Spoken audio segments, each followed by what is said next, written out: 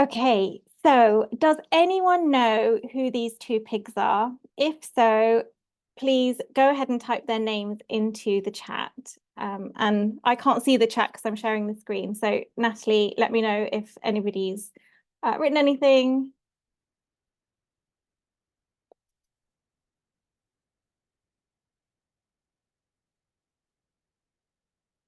No? Nothing coming in yet. Nothing, fair enough. Okay, so they were called the Tamworth Two, or Butch and Sundance, and they captured the world's hearts after escaping from an abattoir 25 years ago in the UK. And they smashed through a fence, they swam across the River Avon, and then they disappeared into the Wiltshire countryside. And a worldwide campaign was launched to spare them from the abattoir if they were caught. And they managed to stay on the run for a whole week before being captured. And the campaign won. And they were moved to an animal sanctuary in Kent where they lived out the rest of their days together, happy, cared for, and free. Each of us here knows that every single one of the billions of land animals and trillions of sea animals humans kill every year are unique individuals just like Butch and Sundance, individuals who want to live and be free just like us. And while veganism and plant-based eating is on the rise, globally, the demand for the flesh and secretions of other animals continues to increase every year. And a world where all individual animals are free to live their lives as they choose, where their right to life, liberty, and bodily autonomy are respected by society and protected in law as individuals, not as property, feels like a really distant and idealistic vision. But at Animal Think Tank, we are working to achieve this vision by helping to build a social movement that is powerful enough to win animal freedom in the UK in our lifetimes, or at the very least, get us a hell of a lot closer than we are now. And while the animal movement has many unique qualities, for one, we're an ally movement, we still have so much to learn from other social justice movements. So in this webinar, I want to share 3 key ingredients for success that we at Animal Think Tank feel are essential to building an effective and powerful movement, and which we're applying in our own work. And before I get into these ingredients, I really feel to say that I realize the title for this webinar, how we win animal freedom, is pretty obnoxious. The ingredients that I want to share are important for sure, but fundamentally nobody really knows how we will win animal freedom. But in any case, I'm imagining it helped to get some of you here, so I'm not that sorry. So the insights that I want to share are drawn from a variety of resources on social movement theory and best practice, which have been very influential to us. And I would highly recommend reading some of these on the screen. And our experience is also really informed by learning from and at times organising with the movements that have been happening in the UK over the past few years, including Extinction Rebellion and Black Lives Matter, which have been really able to shift the national conversation right in front of our eyes. So what are these 3 ingredients? Well, firstly, a healthy social movement ecosystem. Secondly, shared transformational goals. And thirdly, grassroots people power. And in one way or another, all of these ingredients rely on working together for change. So I want to ask you, what do you think of when I say the word ecosystem? And you can just post in the chat any words that come to mind. And then Natalie, if you can shout out, well, not shout, just say some of the words that you see.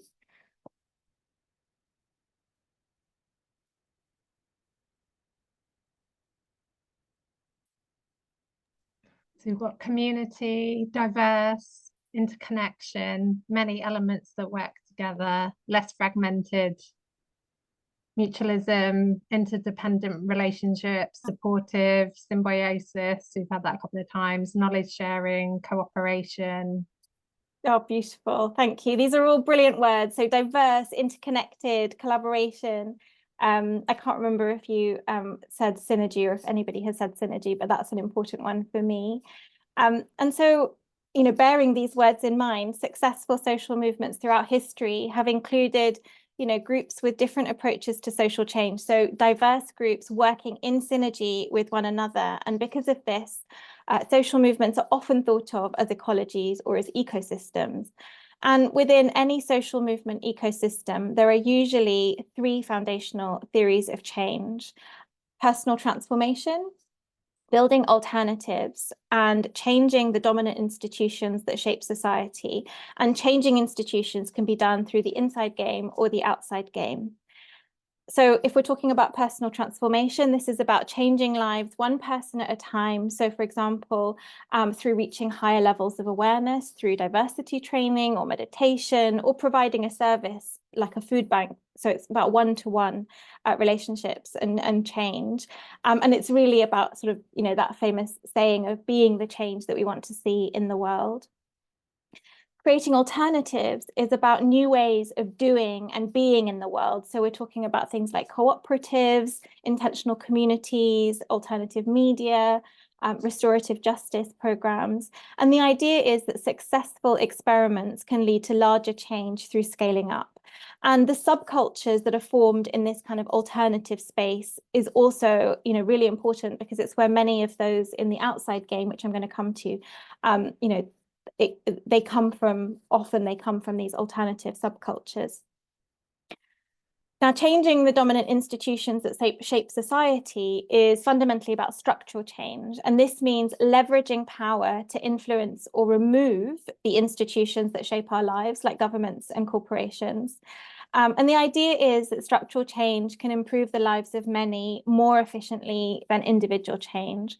And we can do this through playing the inside game. And I realize people mean different things when they say the inside game. And so in this framework, the inside game means using established channels to create change. So we're talking about strategic litigation, we're talking about lobbying governments or corporations, and we're also talking about party politics. And we could change institutions also through playing the outside game, which has two strands. So the first strand is something called structure-based organizing or community organizing. And this is about building bases of leaders and organizations to pressure power holders in dominant institutions to create change. And the classic example of this is trade unions, but also community-based campaigning groups. And then the other way to play the outside game is through mass protest, which is focused on shifting public opinion and what's called changing the political weather to put pressure on the system from the outside, and fundamentally to shift the Overton window, making things that were previously unthinkable possible, or even ideally probable. Now, another way to look at the ecosystem is through the lens of the movement cycle.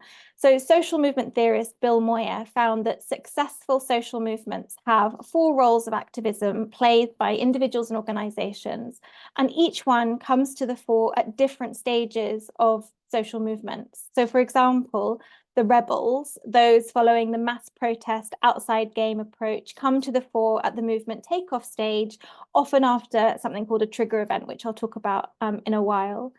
And then the reformers, so the professional NGOs who play the inside game and who work to convert the wins of the rebels into new laws, they often come to the fore in later stages of the movement cycle. And if we map this back onto our ecosystem framework, the stages look a bit like this. So starting off with, individual change and building alternatives. And then that's the foundation on which we do community organizing, and that primes the pump for mass protests, and then finally negotiating with institutions using the inside game. So, often the movement takeoff stage will happen between, stage 2 and 3. So if we look at the animal freedom movement, we have individuals, groups, and organizations that are focused on personal transformation, for example, through vegan outreach, through diet change initiatives like Veganuary. We have in the alternative section, we've got vegan businesses, we've got veganic farms, sanctuaries, plant-based alternatives, plant-based doctors. The vegan subculture also fits in here. And then in the inside game, we've got groups doing strategic litigation, and we've got NGOs who are lobbying and influencing government and corporations. And some organizations, actually, I would say probably most organizations that are in the sort of NGO space, use some element of both inside and outside game approaches in coordination. So for example, Animal Equality, the Humane League, Compassion in Wild Farming, they lobby government and corporations using inside game approaches, but then they can also mobilize and coordinate members to sign petitions, to post on social media, to write letters to MPs, to physically protest outside targets, and generally like pressure corporations and government in a coordinated way from the outside. We have, very few playing the outside game, though. We've got a few now doing structure or community-based organizing. So in the UK, well, I think it's now going global, but we've got the Plant-Based Unis campaign, which is a great structure-based campaign that is having, amazing success in the UK. And then we've also got Plant-Based Treaty, which is excellent, which is also having great success. But there's not many of these types of organizations. And then there's even fewer, I would say, in the mass protest space. In the UK, we've got Animal Rising, which is the main one, and I guess Direct Action Everywhere in the US, but I'm not aware of that many other groups and organizations doing mass protest on a relatively large scale. So I'm curious, now that I've shared these broad categories, and just to say there's overlap between them. It's obviously not as simple as this or as straightforward. And like I said, many organizations are engaged in more than one strategy. But I'm wondering how many of you are working primarily with personal transformation? Maybe you can type into the chat if you are, and like what kind of things that you're doing. Maybe Natalie can share.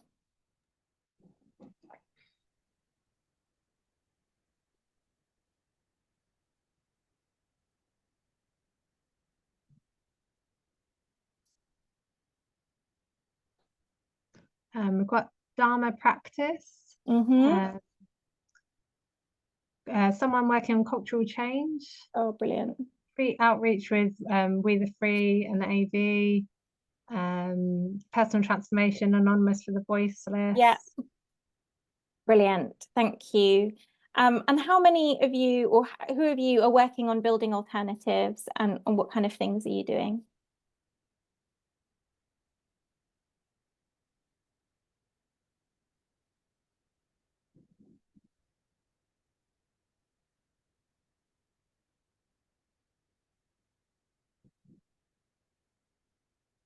Not seeing anything yet for alternatives. Oh, no alternatives here on this webinar. Surely there must be one.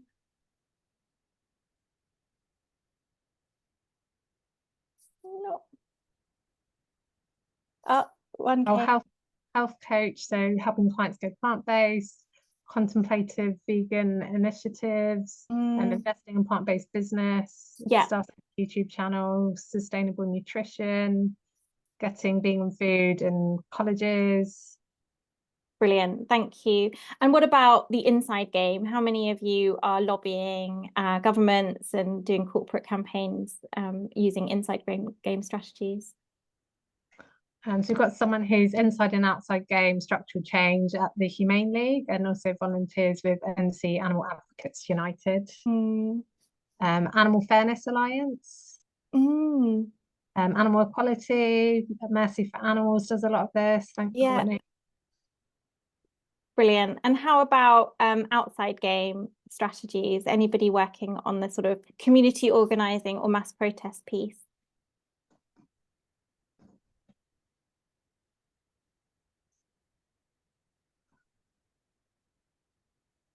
Still got lots rolling in for Inside game? outside. But we've got, organising mass protests with National Animal Rights March. Oh, yes, brilliant. Community organising, Animal Rising, protesting Seychelles at an animal farm, Plant-Based Treaty, Mercy for Animals does this well in Brazil. We've got a student anti-specious network. Brilliant. Veg Fest around the world. Great. So there's loads of different strategies right here on this webinar. That's really great to know. Let me just... Okay, so all of these approaches are needed. And I think if you remember one thing from this webinar, I think this is the thing that I would love you to go away with. It's that all of these different types of approaches are needed for a healthy movement ecosystem.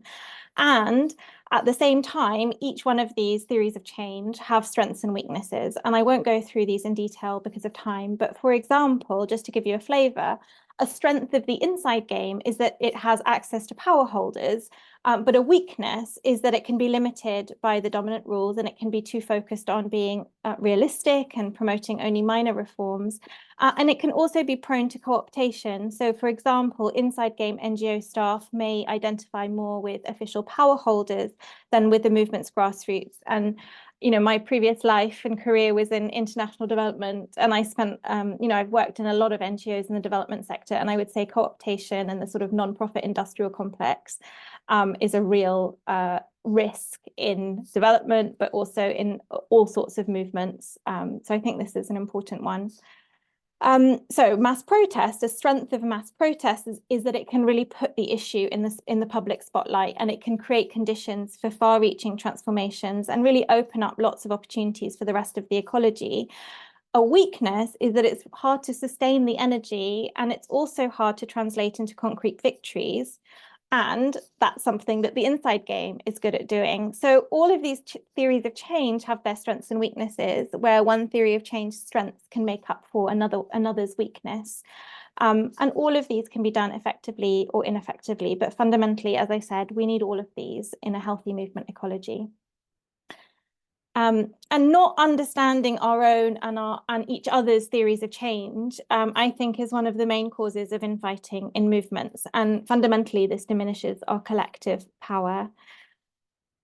Aside from the breadth and depth in the movement ecosystem, which is fundamentally what I've been talking about, researchers also found that cultivating interconnection is one of the most important investments that a movement can make. So the most effective movements have active cultivators doing this work through bringing organizations together, bridging gaps, developing trust, and sharing learnings. Okay, so we've talked about the importance of a healthy movement ecosystem for social change.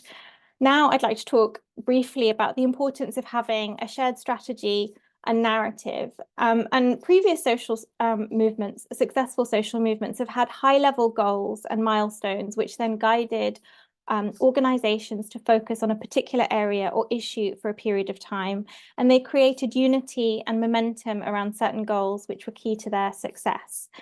And some theorists talk about something called a grand strategy, which is sometimes shown as this very advanced strategic tool that we use, a triangle with a long-term goal at the top called the grand objective, and then the next level down with phases or milestones needed to achieve the grand objective. And then each milestone or phase would have associated campaigns and tactics.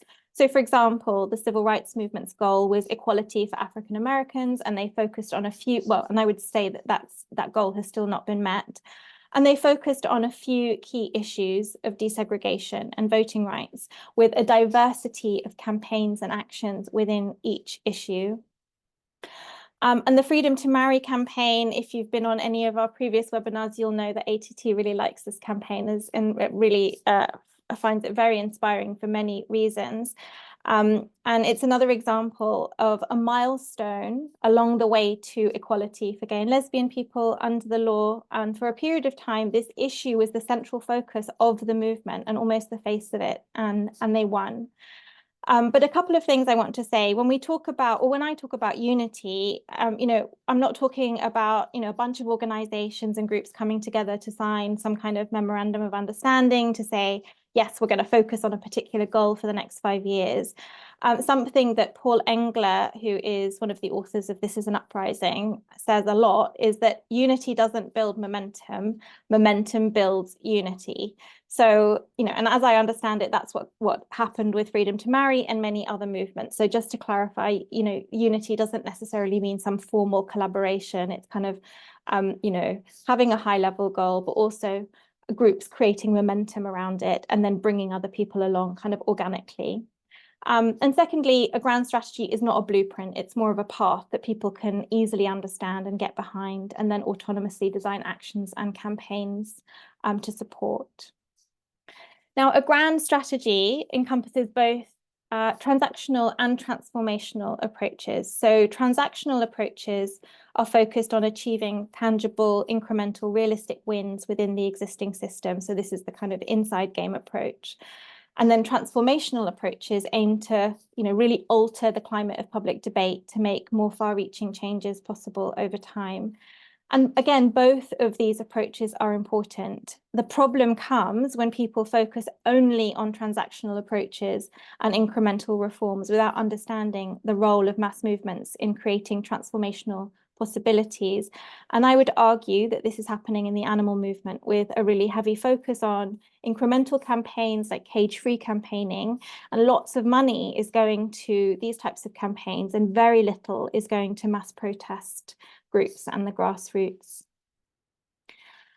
And an example of a transformational approach is the victory around same-sex marriage. And, it might not seem that radical now, but at the time, many people thought it was impossible to achieve. And in This Is an Uprising, they write, rather than being based on calculating realism, the drive for marriage equality drew on a transformational vision. It was grounded in the idea that if social movements could win the battle over public opinion, the courts and the legislators would ultimately fall in line.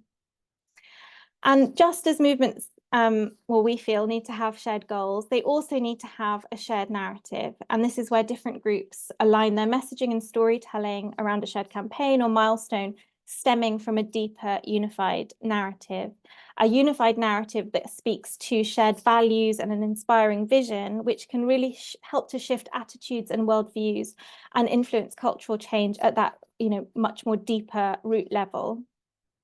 And again, the LGBT movement won gay marriage in the US through a narrative shift from gay rights to the freedom to love, show commitment, share family, and marry. So that values piece is really important. And with this new narrative, they built an 11-year campaign strategy and helped to unite a fragmented movement, and they won. Okay, so we've talked about a healthy movement ecosystem and shared transformational goals and narrative. And the third ingredient that I want to talk about is grassroots people power.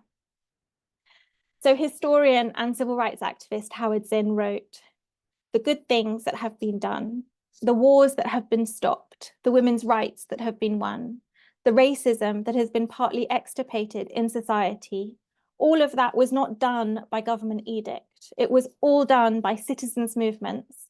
When a movement is strong enough, it doesn't matter who is in the White House. What really matters is what people do and what people say and what people demand." Successful social movements won precisely because ordinary people like you and like me changed public opinion. They forced politicians to take stands on issues that they would rather have avoided. And the theory of change of these mass movements is based on the idea that people hold the power and we give it away to our so-called leaders through our consent and our cooperation and our obedience. And that means that we can take our power back by withdrawing our consent and our cooperation and our obedience. But how many people are needed to do this, and how do we mobilize them to act? Well, Chenoweth and Stevens analysed over 300 national struggles against dictators globally over the last century, and they found that no campaigns failed once they'd achieved the active and sustained participation of 3.5% of the population, and lots of them succeeded with far less. However, to my knowledge, this 3.5% rule, which has, I think, become quite famous since Extinction Rebellion, has, at least in the UK, a lot of people know what the 3.5% means. But it's never really played out in a Western industrial democracy. And also, it's important to say that these successful movements were never really aiming to achieve this threshold. They were aiming to speak to a broad population of their country and mobilize them to act and seek change. So achieving this participation of 3.5% or whatever it is of the population shouldn't be the goal, but instead a side effect of successful organizing and social change. And, others say, have different percentages. For example, social network theorist Damon Centola has found a 25% tipping point in shifting norms in social networks. And Chenoweth herself also suggests in other writing that social change might require a committed minority of 25% of the population. Regardless of the exact number, movements need both active and passive support. And as Bill Moyer wrote, the central task of social movements is to win the hearts, minds, and support of the majority of the populace, because it is the people who ultimately hold the power. They will either preserve the status quo or create change. But how do we get the 3.5% or the 25% or whatever it is, the active support and the majority passive support for our cause? And what does social movement history tell us about how we can grow a mass movement? Well, Chenoweth and Stevens found that non-violent campaigns were twice as successful as violent campaigns. And this is because a much larger amount of people felt safe to participate in non-violent campaigns. It's the idea of bringing the grandmas along. Violence fundamentally scares people off. Social movements also need to force the public to take notice of the issue and to take a stance. And as Martin Luther King said, non-violent direct action seeks to create such a crisis and foster such a tension that a community which has constantly refused to negotiate is forced to confront the issue.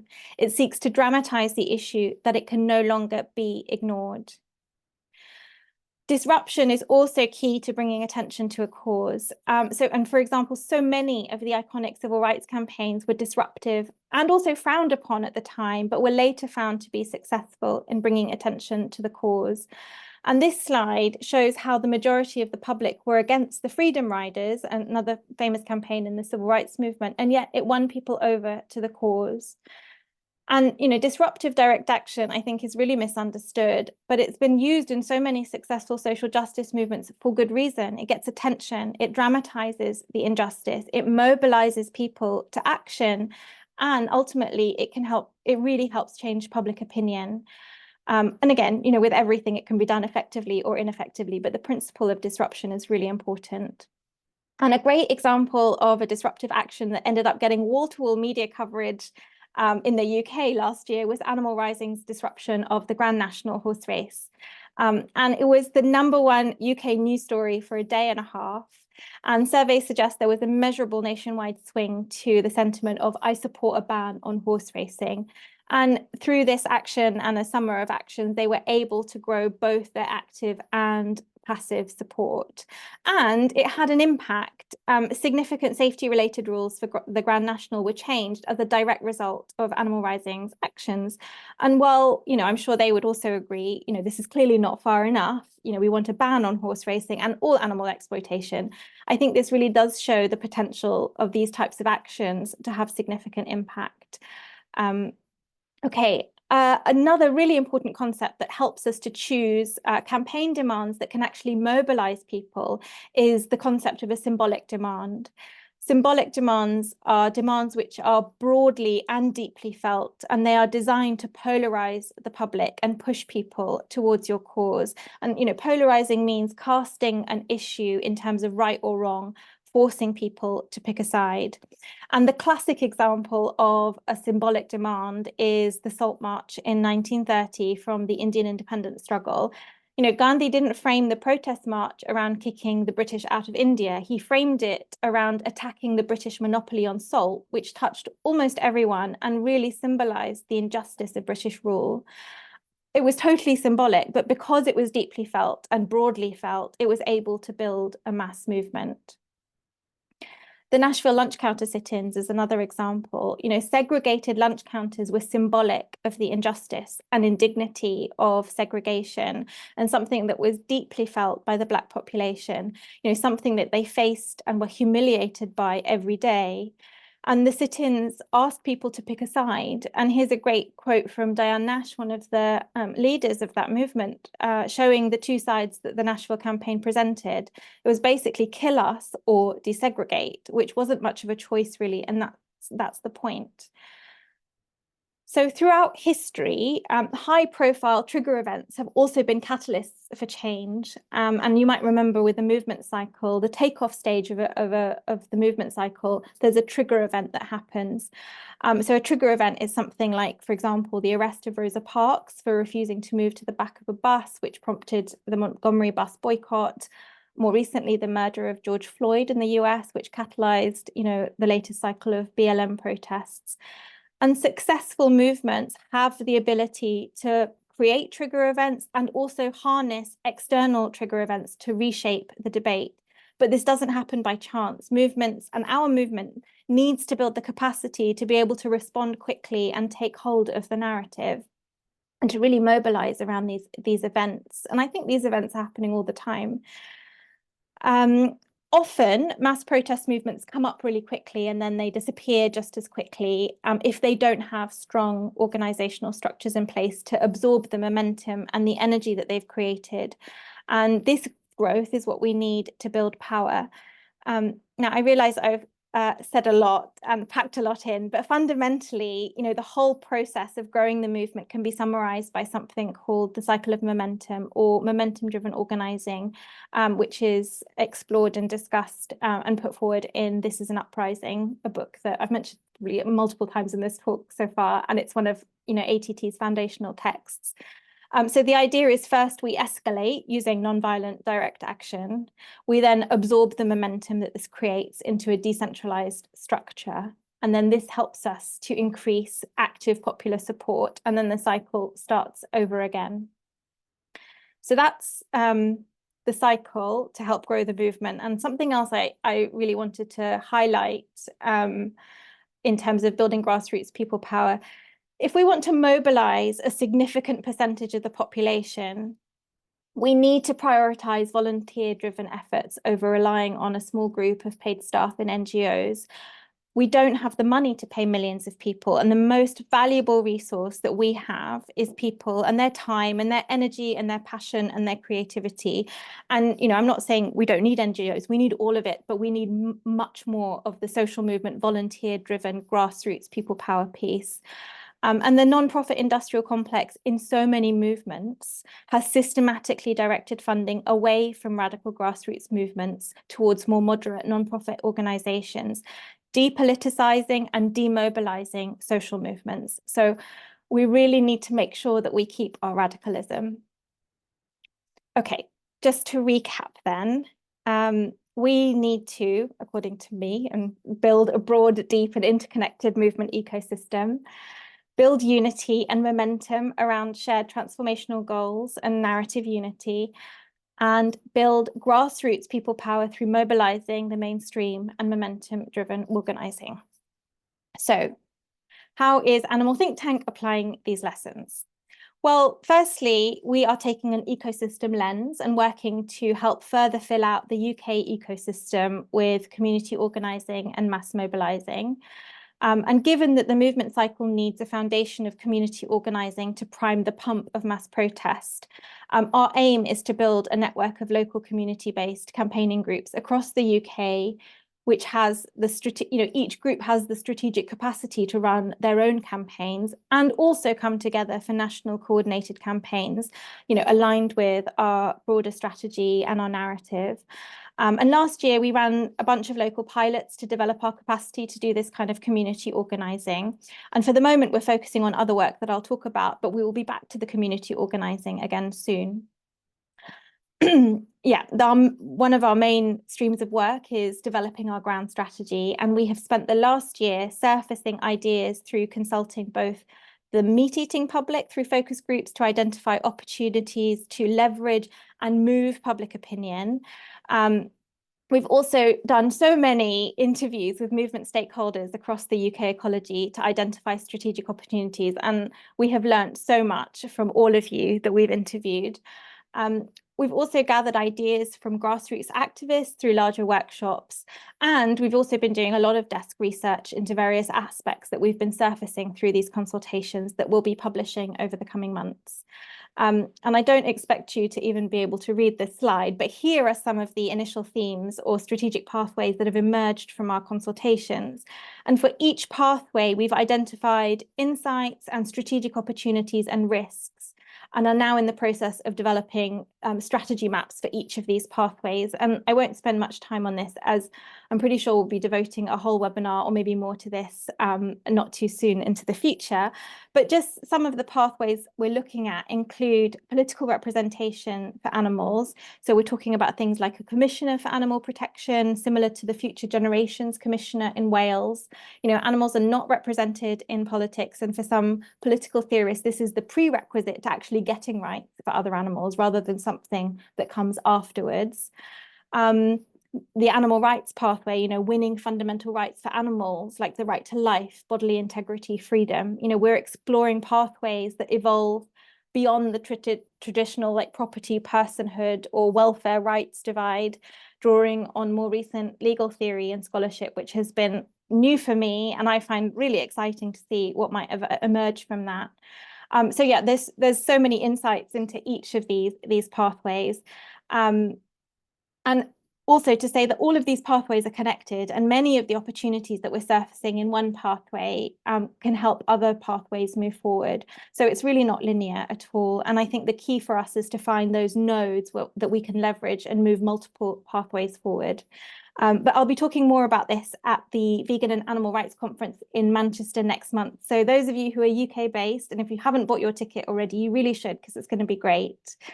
Yeah, but more on all of this strategy work coming soon from us. And then the other way that we're applying this, what I've talked about, these ingredients, is our narrative work. The current dominant narrative of go vegan is at odds with society's values of liberalism and individualism, which both center freedom of choice. And so we're trying to uncover the most persuasive narratives and messages that can reach people's hearts and shift worldviews through research and public testing. And these are 3 narratives that we found so far that really increase people's pro-animal sentiment significantly. I'm not going to say much more about this because you can find out so much on our Animal Think Tank YouTube, because so many of our webinars to date have been developing and exploring different aspects of narrative. But just so that you know, we've got lots more research in the pipeline. So if you haven't already, please do sign up for our narrative newsletter. And this narrative research that we're doing is relevant to everybody in the ecology, whichever role that you're playing. And it's all explored more in detail in our messaging guide, which you can find on our website. And yeah, we're collaborating with stakeholders across the movement to develop narrative unity and to build the movement's storytelling and messaging capacity. And this is a picture at the end of a 2-day messaging event that we held last year with 25 organisations from across the UK ecology to share ideas, to discuss our research findings and strengthen our comms as a movement. And finally, through both the narrative and the strategy work, we're starting to develop our cultivator role in the UK ecology. So what does all this mean for you, and what can you do? Well, I've got some ideas. Firstly, I think it's so important for all of us, myself included, to really understand how social change happens and to know some social movement history. I think it's all our duty as stakeholders in this movement to educate ourselves, and a really great place to start would be to read This Is an Uprising and also Doing Democracy by Bill Moyer. Understand your own and others' roles and theories of change and how they all work together. I think that, learning this ecosystem framework from me has really broadened my perspective and has, I think, created a lot of empathy that wasn't there before for other groups doing different things to what I think is the right way. And now I realize that all of it is important and all of it works together. And yeah, appreciate that all forms of activism are necessary and important. There is no one right way. I would also say that we as a movement really need to mobilize the mainstream. We need to build a broad base of support and power. This isn't some niche leftist movement. We have to be able to mobilize the mainstream everyday people across the political spectrum. I would say all of us need to understand what the outside game is doing and also the potential that it holds for transformational change. I think I've said that I think the outside game is one of the least understood parts of the ecology. And because we really don't have much of it going on, I think it's so important, especially as that's the role that really helps for the movement to take off. And yeah, for those doing the outside game, I think we need to really use disruption and polarization effectively. And all of us, I think, need to be more audacious, because success is the child of audacity. So let's be bold. And these are some resources. I think I've mentioned most of them. Change by Damon Centola is also really, really good. And yeah, please do sign up to our newsletter. And if you would like to learn more, to chat, I'm always happy to receive an email. And I think I'll leave you with this quote, which I recently found out Angela Davis did not say, and I have been using this quote for at least 5 years at the end of my talks, but I think the sentiment is what really speaks to me. Above all, we have to believe and act as though transformational change is possible if we are going to build a mass movement that is powerful enough to win animal freedom in our lifetimes. Thank you. Thanks, Laila. That was amazing as always. I think there's one more slide, which is, yeah, thank you, showing our next webinar next month. So I'm just popping the registration link in the chat. And just to say, we've got next month a academic called Garrett Ford speaking, who's really, really knowledgeable on narratives, how movements can change the narrative. And just to give you a bit of an overview, I mean, obviously, we all know that in order to make the world better for animals, we need to disrupt dominant narratives, but we also need to recognise that the stories we tell don't exist in isolation. So Garrett's webinar will be looking at how stories can spread best when they resonate through networks and when they shift the culture of social spaces. So he'll be drawing from a mix of theory and empirical research, and he'll discuss how the power of narratives can be amplified for animal advocacy, with a focus on the role of networks and the importance of place across both physical and digital realms. So please join us. Garrett is a fountain of knowledge. We've learned so much from him at Animal Think Tank. So the link is in the chat for those who are able to join us next week. And yeah, we'll now be able to move over to we've had lots of questions coming in, so I'll just scroll up to some of them. And just to say, we do have an after hours session after this for anyone who has a burning question that we haven't been able to get to. So one of the first questions that came through was from Alex. I just need to scroll up to find it. So yeah, Alex asked, we are divergent thinkers with respect to the mainstream and can be ostracized. This literally means put outside the city walls. Many people want to fit in with their family and friends, or people at work. Are there any thoughts around this, Laila? Yeah, I mean, what comes up for me first is there's a book called Hegemony How To by Jonathan Smucker, and he talks about some paradox that basically, like, you know, in social movements, activists end up being really alienated from the mainstream and also then get very entrenched in their views. And we really have to work to be able to bridge that gap between, you know, the world that we want to see and the values, etc. And where the mainstream is. So I would just say that this is something that all social movement participants face. And in terms of having, you know, being able to kind of,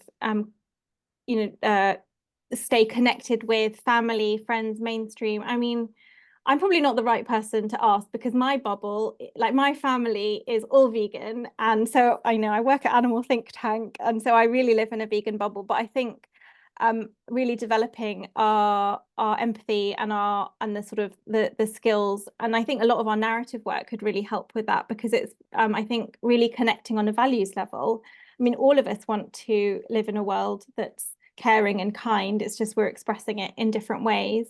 I'm wondering if that's actually what you were asking. It's so hard when I can't see the questions. Let me unmute Alex and you can tell us. Oh yeah, Alex. Yeah, I went vegetarian when I was 14, and I didn't meet another one until I was at uni. Yeah. And you know, get an onion instead of meat on Sunday lunch. And my brother ends up 2 inches taller, and it's like, I think a lot of people don't know people like us because we live in our vegan bubble. Yeah. And it's like, do we just target the 10% that are ready, or do we start moving people along who are currently buying red tractor? I don't think we know the answer to that yet, but Martin Luther King and Gandhi and Mandela solved it, and maybe we need some psychologists at Animal Think Tank as well as sociologists. Oh yeah. Oh, we need all sorts of ists. Yeah. Oh yeah, Rob, we've got Rob.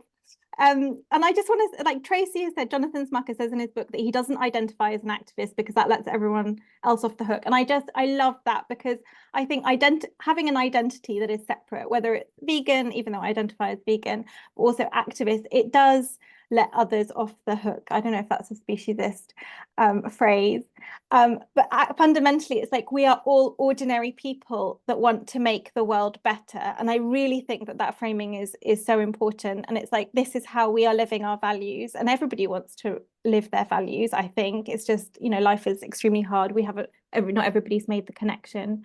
So just to say thank you to Tracy, I love that.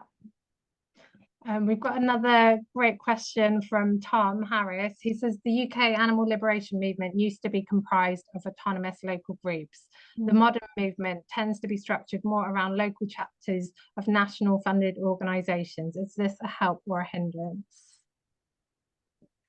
Oh, well, what can I say? I would say that for us at Animal Think Tank, we, I think, subscribe more to the vision for our the network of campaigning groups that we would like to help facilitate is more of the former, of sort of autonomous local groups, but who are connected, and information is flowing and trainings are happening and resources are flowing, rather than having, a brand or it's not going to be the ATT chapter of, in Bristol or whatever it is. It's like autonomous local groups. And I think having that creates a lot more diversity and creative thinking, because I don't think that the answer or the great campaign ideas are necessarily going to come from that centre where all the local groups are the chapter of. I think they're going to come from the grassroots. People know what their communities, are connected to their communities. They'll know what works there, what doesn't work. So I would say, I don't want to say whether it's a help or a hindrance, but I would say that my personal preference would be for local autonomous groups that are connected and that can really, share information and ideas. So when something is working somewhere, it can spread and others can do it. Thanks, Laila. I'm actually going to move to asking people to ask their questions themselves rather than people getting bored of my voice. So Jessica, if you're happy to ask your question, so this is Jessica from HSI UK. Otherwise, I'm happy to read it out for you. Yeah, sorry, just scrolling up. Can you hear me? Yes, can hear you. Yeah. So basically, I just wanted to ask, we've obviously in our organisation had a lot of petitions and that kind of thing, like a lot of other organisations, like asking people to email MPs and take actions.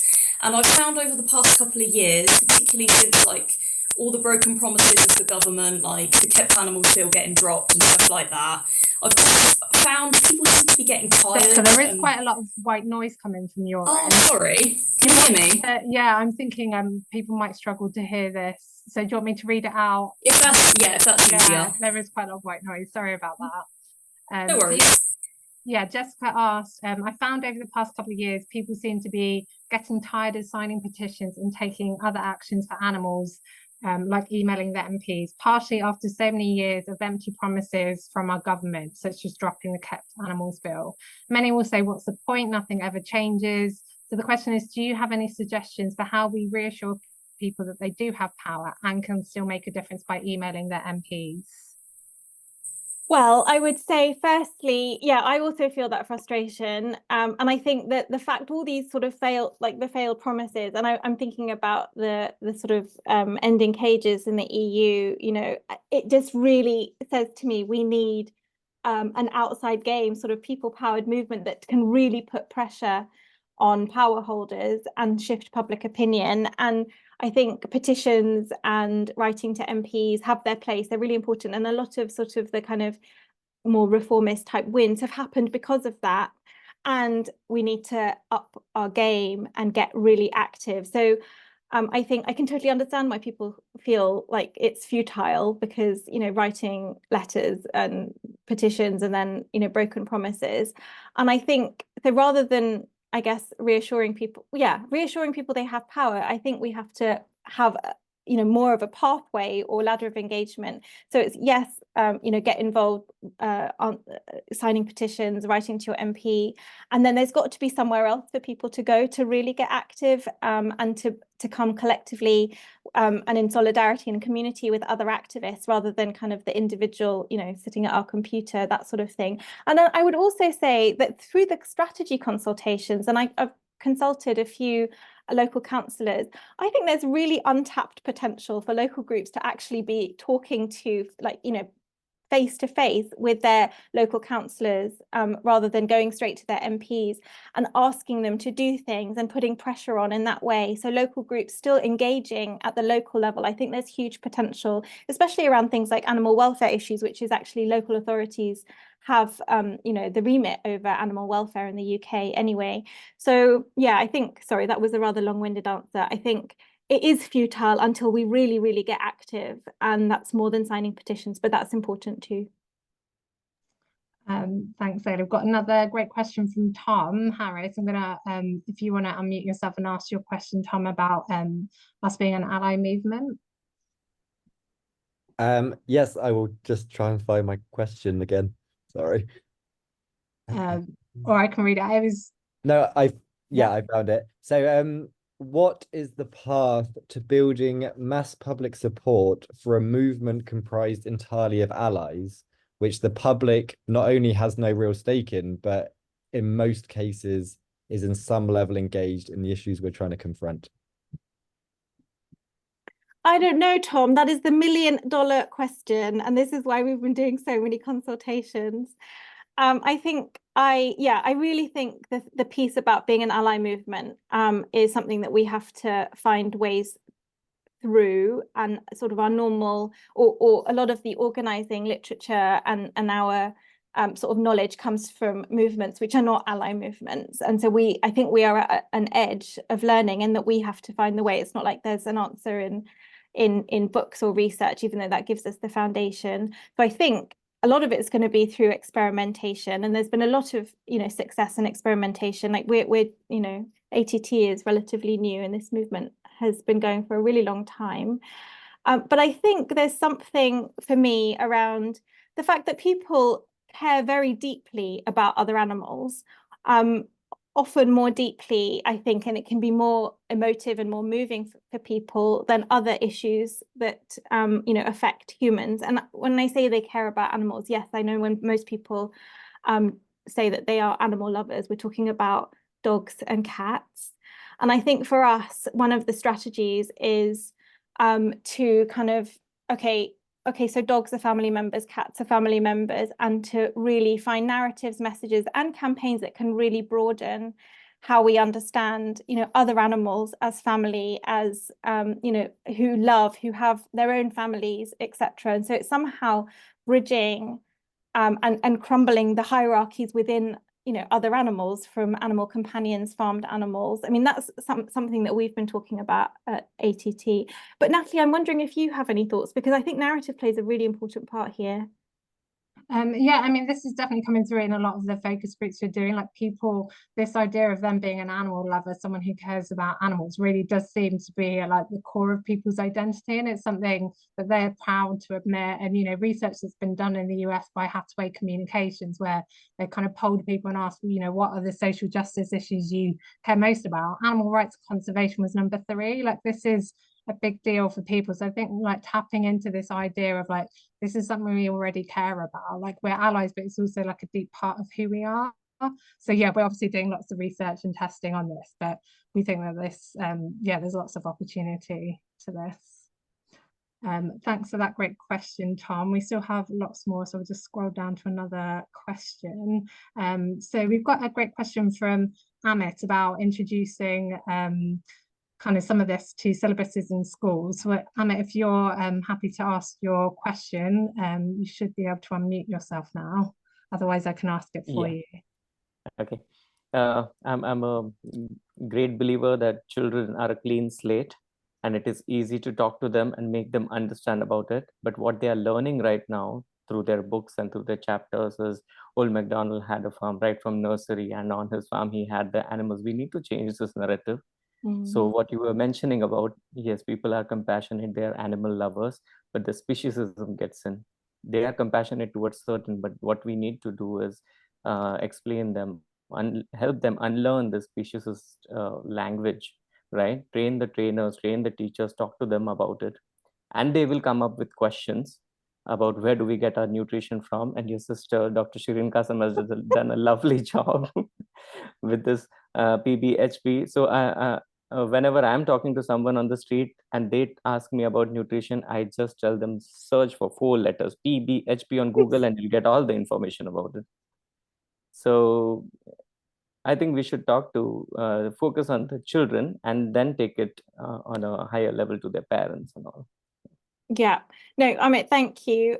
Yeah, no, I think there's so much to be said about getting in at the sort of the education system, and children's children's natural compassion at the early age hasn't been completely squashed and disconnected from, like, you know, us adults. So I agree with you. And I think there are groups that are trying to do this. There's a great organization called Veganism in Education that's getting veganism into the sort of RE curriculum, which is, I think it's broader than religion. It's more like moral questions and philosophies. And they've linked with Animal Interfaith Alliance, I think, to do this. I think the Vegan Society is also doing this. But yeah, I absolutely agree. I imagine that parents have quite a lot of sort of, you know, if parents were to be organized and also you know, put pressure on schools and ask schools for a broader curriculum, and, you know, also not abusing and using and exploiting animals in education. I think there's probably a lot of things that we could be doing at a local level. But yeah, I'm in agreement with you. We are almost at time, so I think, yeah, given we only have 2 minutes, I won't ask another question, but I've put the link in the chat again for anyone who's able to join us. We've got another 20-minute session. It'll be a more intimate space. People can ask Laila more questions, share their insights as well. We obviously want to hear all the great work that others are doing in the movement. So yeah, for others who are able to stay on for a bit longer, we'd love to see you in that space. So yeah, the link is in the chat, and yeah, we'll see you there in a couple of minutes. So thank you everyone for joining. Hope you enjoyed this as much as I did, and we'll be sharing the recording. We can share the slide decks as well, and hope to see you at next month's webinar with Garrett Broad.